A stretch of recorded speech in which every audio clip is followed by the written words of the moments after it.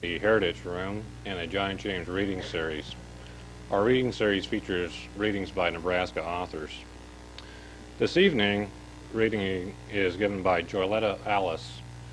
Joy is one of the co-owners of the Common Woman Bookstore, and she's also one of the co-recipients of the 1988 YWCA Tribute to Women Award, which was given, I believe, last month. Among her books are Winter, Sudden Reunion, and Secrets Volume 1. And I believe Winter is the only one that's still in print, and we have copies of that in our circulating collection and also the Heritage Room collection.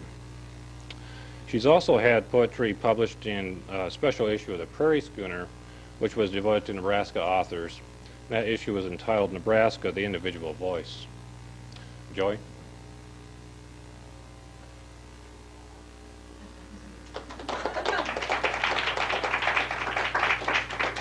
Hi. I want to thank you all for coming out on such a cold night to stay home. I figure I have to come, and I'm glad you came. I'm going to be reading from Winter, the book of poetry that I have out now, and also some other stuff that I have that's not in Winter.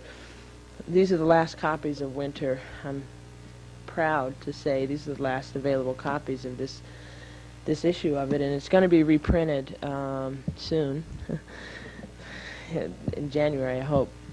And so there will be more available of that book. So I will get started. I want to say also that, if you hear me read a poem and you want me to read it over again, sometimes the second time it takes a little better than the first. Just feel free to say that to me. Let me know. Like, do that one again. And if you want some clarity or you want to talk about a poem also, I'd love to hear that from you. So I'd rather not just stand up and just do that to you. We could do this, okay? The first piece I'm going to read is called Left Behind. I have not written a single letter, and now, 2 years later, or is it 3, I am unable to discern the significant from the trivial, and so the page is still blank, but for different reasons than before. I am almost convinced that this is my home.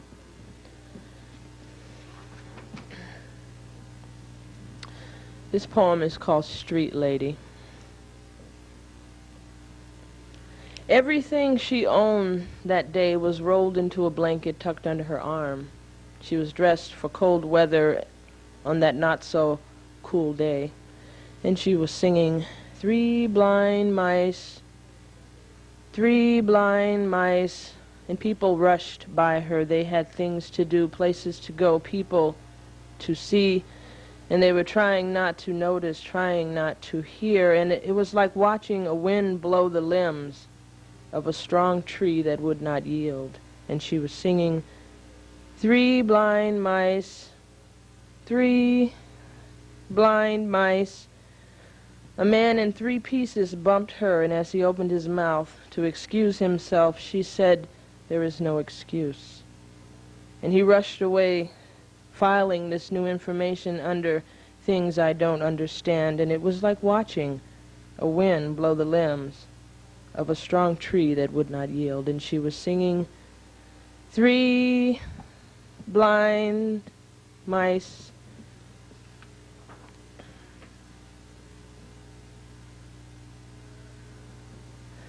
This next piece is called Couldn't Sleep, and it is in Winter. Voices are calling to me at 2 a.m. I tell you, because we have shared this madness once or twice before. Having to write, not taking the time until time makes its claim.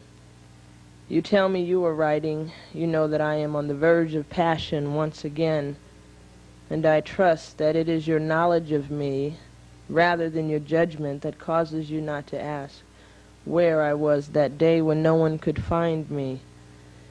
And if I said I was looking for a poem, you would know.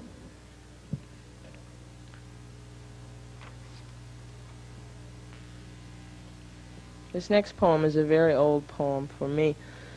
I think I wrote it 9 10 years ago, and it's called Becoming a Poet.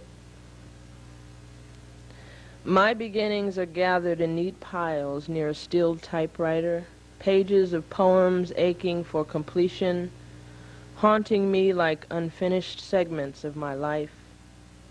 It is more than a task, going beyond an idea that is good, moving into something real, something to be shared with you.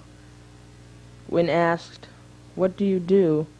mine is a whispered answer, still, I write.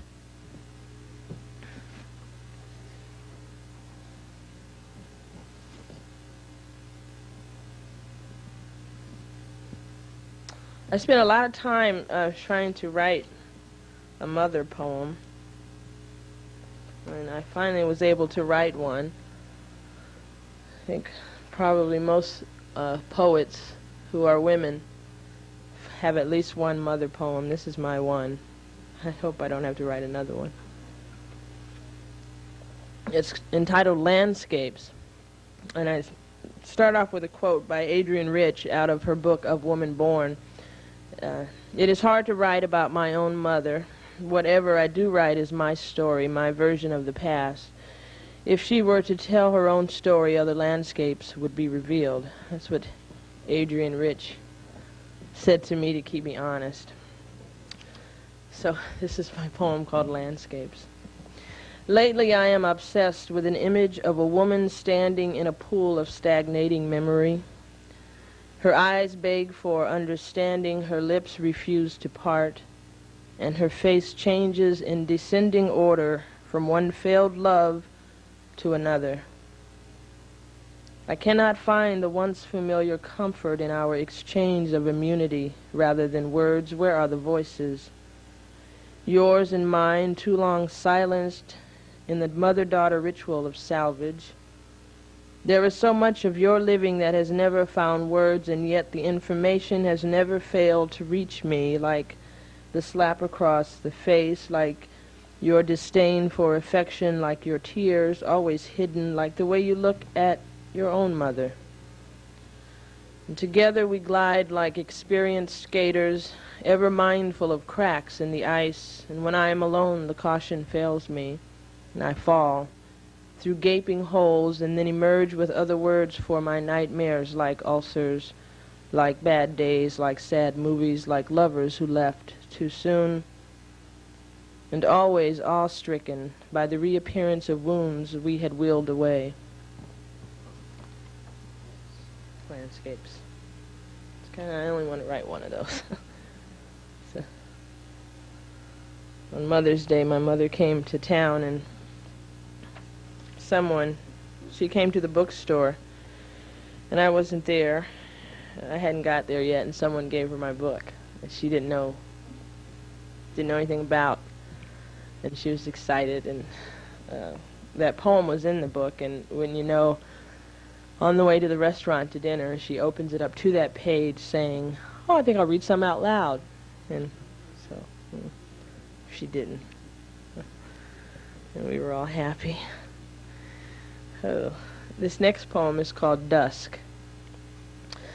The sun eases into the sea, another brilliant sky fades to varying shades of gray, dusk.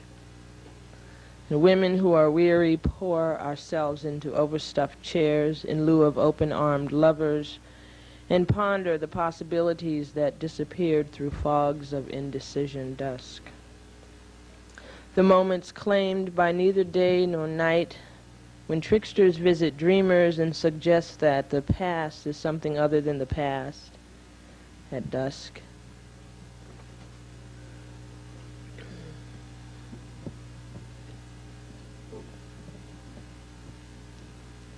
This next poem is called Nebraska.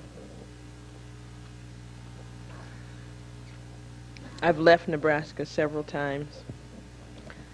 This was the first time I left Nebraska. Time between us is a mesh of fine threads stretching from nostalgia to what really happened. I remember the closer I got to being what you wanted, the harder I ran, always looking over my shoulder and hoping that you could keep up. but I don't remember what it was beyond a glance, awkward touches, a handful of dreams, and hours of conversation. I remember laughing to survive madness, and that was quite often, then crying only when there was nothing left to do, and that was always alone, but I don't remember what it was beyond a reason to leave.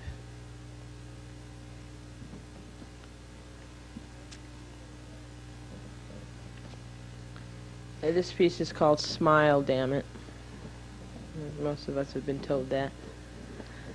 Smile, damn it. Smile, damn it. I heard that a lot when I was a kid. Okay. She always smiled when word was given, the dutiful subject showing her good side to family and other strangers.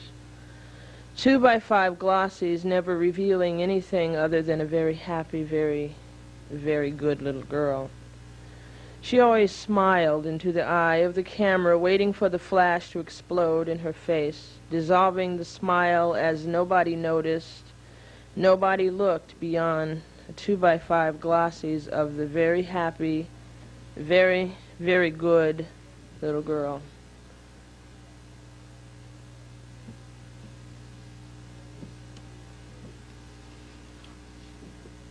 This next one's called Art, and it kind of is a Smile, Damn It companion poem. 'Cause then she grew up.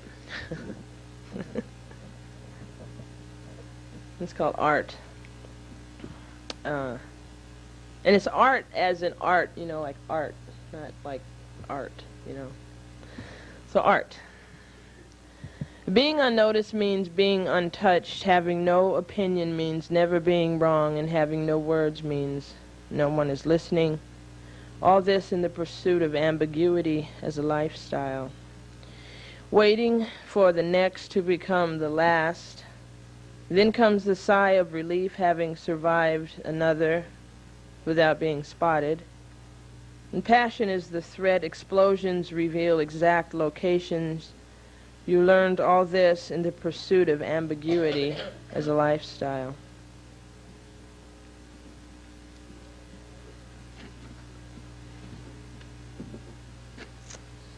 That's art. It is art. This next poem is called Quilt Poem Number 1. There's a funny story to it. I used to get together with friends who make quilts. Really, they do make quilts, and they would sit and make quilts, and I would sit and write poetry, and then probably every 15, 20 minutes we'd get together and talk or gossip or eat or something, and then we'd go off again and do our thing. And so I wrote this poem, a quilt poem, and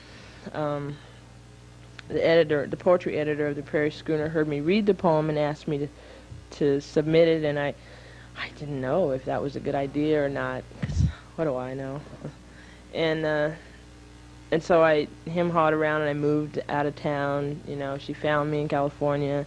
Finally, she got the poem, and we got it all straightened out. And then the friends of mine who quilt were astounded that I had written a poem about something that I had never done before, which is make a quilt, and then had it published in a publication that I had never submitted anything to.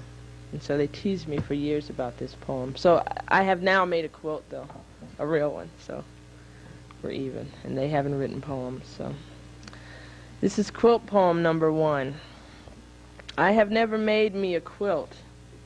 My pieces still fall to the floor, disguised as useless, given away gladly, only to return. They always return. Mother, was I born to be such a fragmented woman? I think not. It's just wanting to not be hungry. It's just wanting to not be invisible. It's just wanting to never stop dreaming. And it's just believing that being in the right place at the right time meant never being me. And I have never made me a quilt.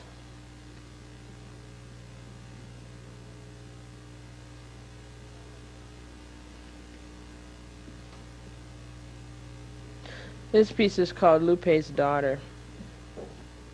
It's a kind of a poem about friendships, or what some friendships can become. Lupe's Daughter. This kitten sits watching something that is moving, and she is waiting for the perfect moment to pounce. She examines every angle from her never-changing position, unaware or unconcerned with the distorted nature of non-movement, and another well-developed lie tumbles from your almost perfect lips, rolling like a meticulously carved wooden wheel, leaving tracks on the flesh of anyone who refuses or who is unable to move, and this mesh of loyalty and passivity erodes the lines that separate matters of perception from issues of dishonesty, and the trick is learning to honor the difference between a lie and a mistake. Lupe's daughter.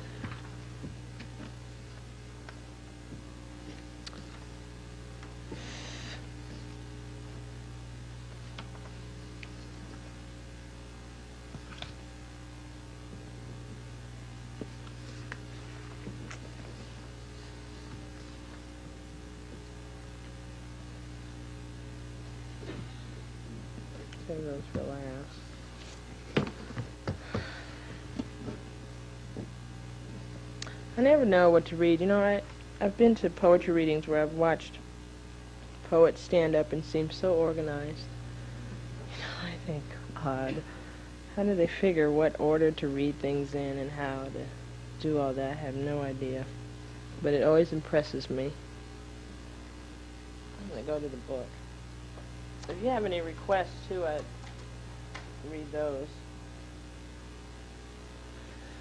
No? No one's ever heard of me. Okay, fine. I think I'll read Winding Through It. If I can find it.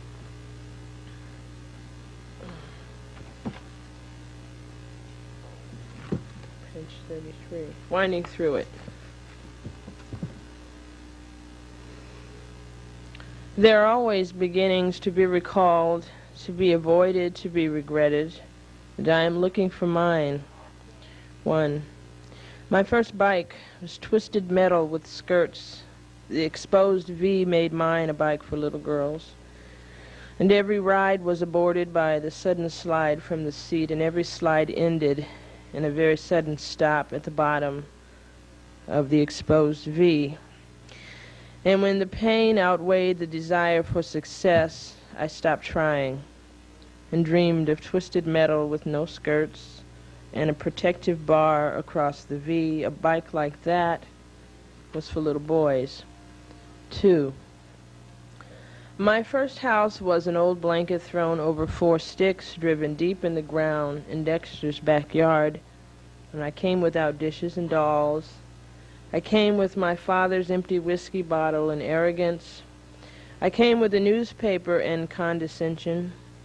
I came with a loaded cap gun and rage. And Dexter refused to play until I acted right. And I destroyed the house, and he was crying, "Girls are supposed to pretend to be mothers." 3. My first drink was a drunk man's reprisal. "Fix me a drink," he said, to me. A child attempting a grown-up's deed, not knowing that a little water would make it smoother going down. For him, a man being served, his desire was instruction enough. He threw it down his throat and choked. "You tried to kill me," he said, and ordered me to drink his poison, and I did, wondering what I would learn from dying. 4.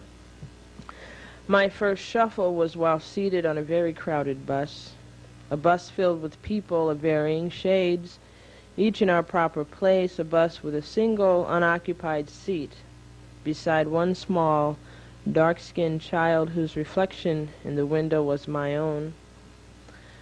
And an old white woman with a shopping bag pulled herself through the door. She wore a coat just like my grandmother's. It was tattered, just like my grandmother, and I was thinking about my father's slippers that stayed in my mother's closet long after he'd departed.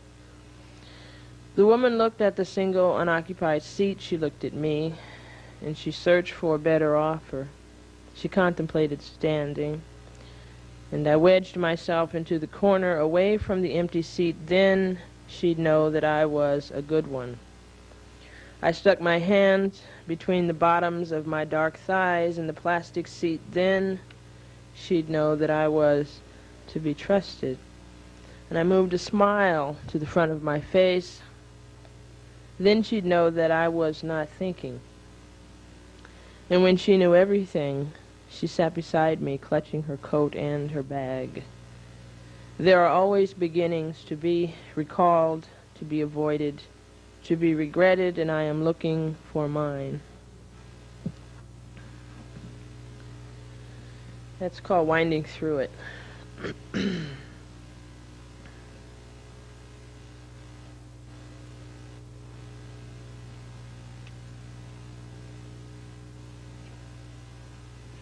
The next poem I'm going to read, I read it ever since I wrote it. I try to read it always. It's called I Never Met Her, and I wrote it, not a year ago, I guess. It wasn't even a year ago. I read something in the news that really touched me, so I wrote this poem. It's called I Never Met Her, and it starts with a quote by Audre Lorde that says, "Our children cannot dream unless they live. They cannot live unless they are nourished. And who else will feed them the real food without which their dreams will be no different from ours?" It's called I Never Met Her. Her killing could go almost unnoticed.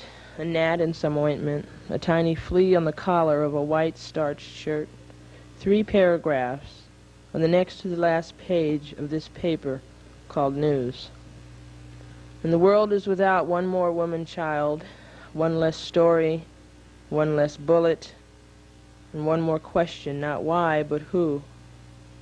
She was too young to be self-motivated in her disdain for living, and maybe she mistook the overwhelming silence for her being the other, alone and without company. Or maybe her vision was blurred by one too many empty spaces in the mirrors. What sends a 16-year-old girl to the steps of a parking garage to be killed by herself? I have vivid pictures of my own blood and of being very tired and being found and being asked why and having no language to answer in. It's called I Never Met Her.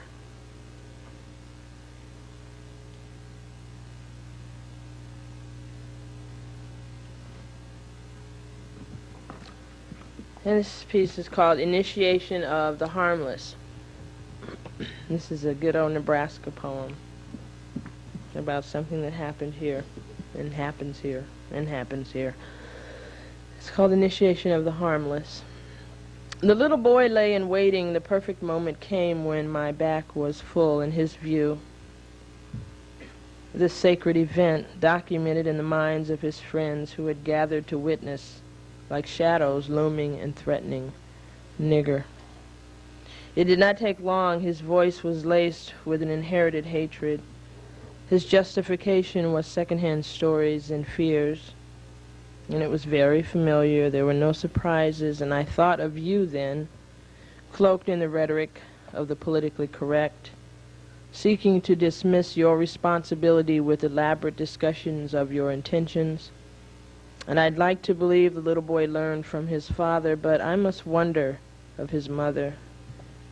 You'd like me to think him harmless, and I imagine that you too were once harmless.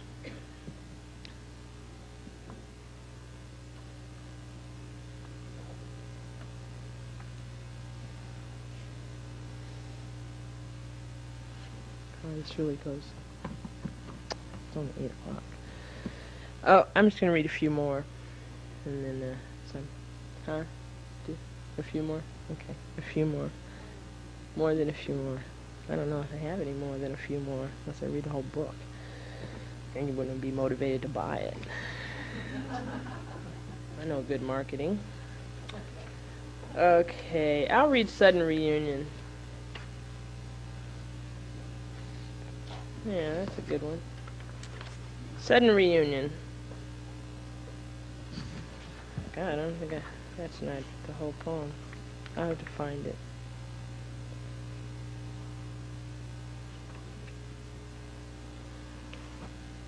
Sudden reunion, okay.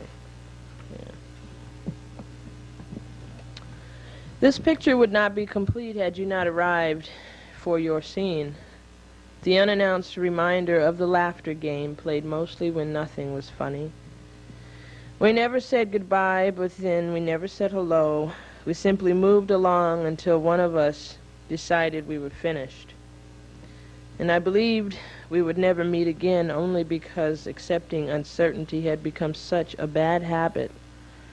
And now you are here, a star revealing the nature of nightness without changing a thing. Still refusing to name our time, still waking under the pretense of memory loss, still subtle in your assertion of our differences as if they were real then and now, clinging to the hope that choices can reshape desire. And now I am here, a secret about to be told, coming close and watching you laugh away from me, and the points of resolution dissolve again and again, and you leave again and again. It's called Sudden Reunion. It's like when you're walking downtown and you turn the corner and boom, there she is, and you haven't seen her in years. And you hope to never see her again. No. Really. Some of you can appreciate that. Oh.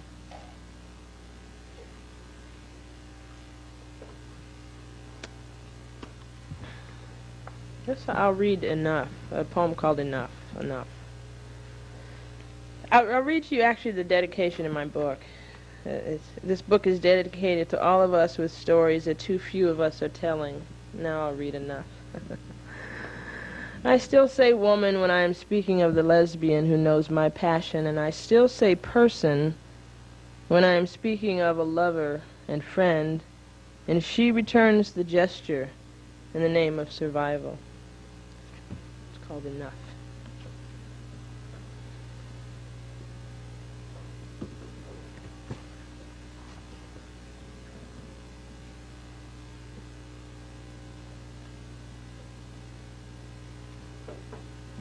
This is called In Love and Waiting. In Love and Waiting.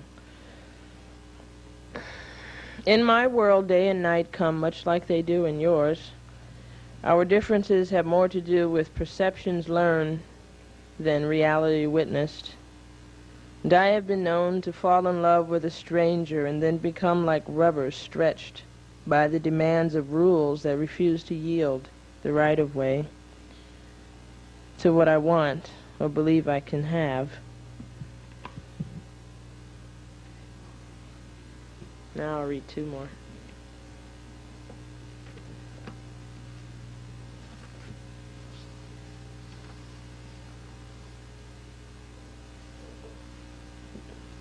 The next to the last one that I'm reading is Untitled.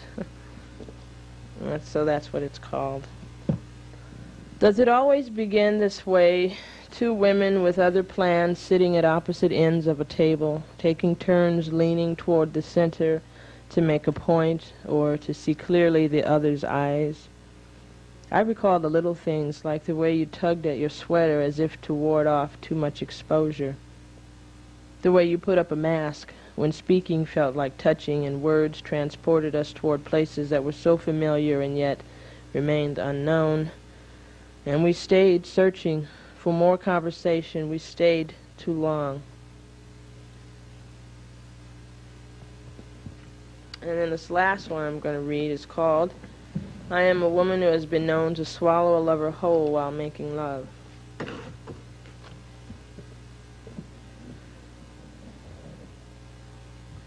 I have memorized the texture of your tongue against mine, moving in slow circles and question marks. The inside of your cloth-covered thigh pressing against the palm of my hand. The flare of your passion in your eyes just before you close them. Your moan from someplace ancient that pushes you to an other side of fear. And now I am weaving this cloth of fire, strands of your hair in memories that have not been touched or altered or named. And I am waiting for you to ask me what I want, and then I will take you inside of me, teach you a different way to breathe, with me and through me, and beg you to remember every picture you ever painted of love. And then, if you ask me what I want, I will tell you everything. That's all.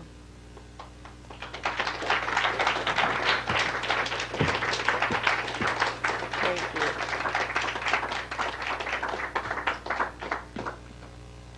Questions?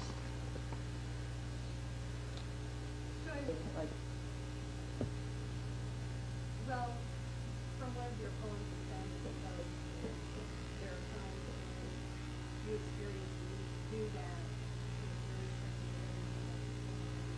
Mhm. is that generally true, or do you find that hard out Usually, a poem, when I have gone through periods where I was going to be disciplined, you know. You read these books and they say, every morning and at the same time, and so I was going to do that, and it did, I never get anywhere with that, and so a poem, when it comes, it's there, and I could write it out on toilet paper, and it, you know what I mean, because it's just like it comes like that. I have a really, for me, I don't have the kind of life, or I don't take time to write, to make myself write, so I'll slip it in, or it'll slip through, like that. That's how it is lately, anyway. So, and it's hard, I think, to take myself seriously as a writer, and to know that that's how it comes out, but, I mean, I have to, because for me, that's how it works. Then do you find yourself revising and doing working and shaping, or is it pretty much the way? I do a lot of revising. A lot of my revising happens after I read it out loud, though. That's why the biggest gift and tool for me to continue writing is to be able to go and read it to the people. And because I'll hear it, or I'll change it as I'm reading it, because it won't flow. And I want my poetry to, I want people to be able to read my poetry as if they were talking my poetry. Rather than for the structure of it to be odd or off, or, So if I can't speak it, then it needs to be, I think I'll revise it. But, I mean, I have poems that I wrote 10 years ago that, one I revised yesterday. So, and I revised it a year ago, and so I think the thing that commits it to the end of the revision process is to get it in a book. And then I can revise, though. They're mine. Really. I own these poems, and so I can do with them. I can revise them. And that's like, oh, yeah. So I just have to be careful what happens. I think for women, all of us are taught that we don't have much to say of worth. And so most of us, I think, our initial writing experience is one where we revise ourselves out of existence. And we end up having one, and that's all. And that's not really revision. That's like destruction of our voice. But learning the difference, for me, has been hard. So, Harry? No. It's kind of cool, but I don't do it. Yeah.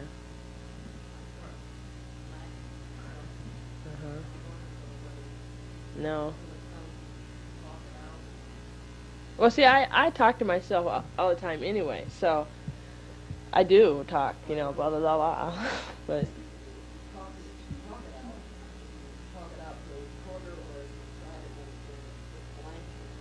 no, when I say I talk, I have to say it. It has to be a reading. A poetry reading is set up, and then I will come and do it, and like that. What I used to do, when I lived in California, I get a lot of poems just from watching people interact, and being like a fly on a wall. So I have a perfect job, right? Only I don't have time now.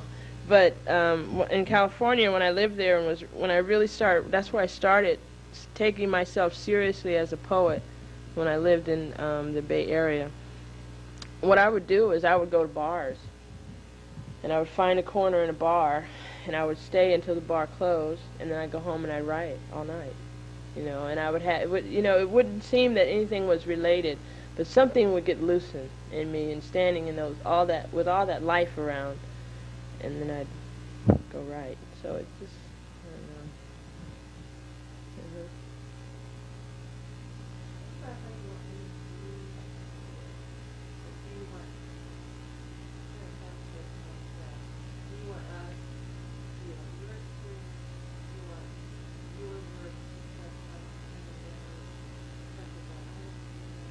Yeah, I wanted to touch your experience. I mean, I don't want. I mean, I always think if all I'm doing in the see, my poetry is like I consider myself a political activist, and my poetry is an extension of that. And I think I happen to be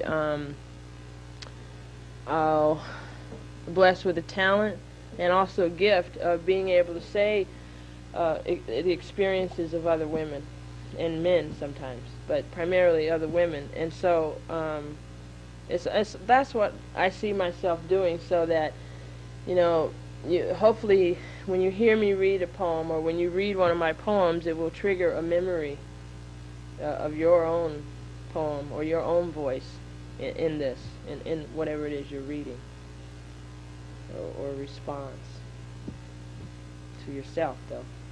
I had a really wonderful experience. My book was taught in 3 classes at the university.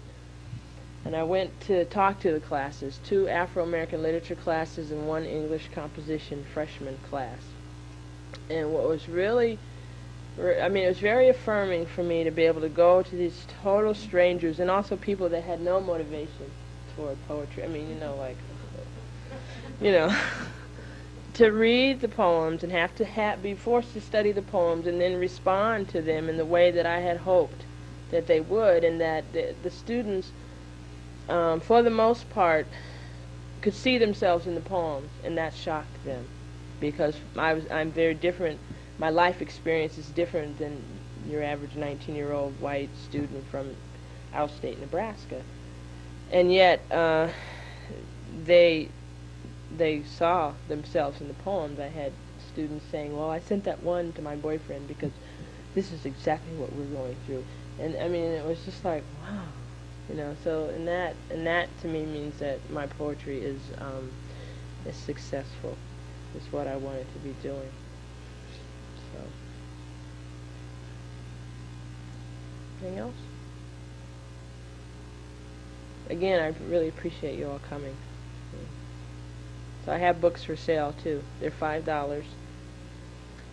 So thanks.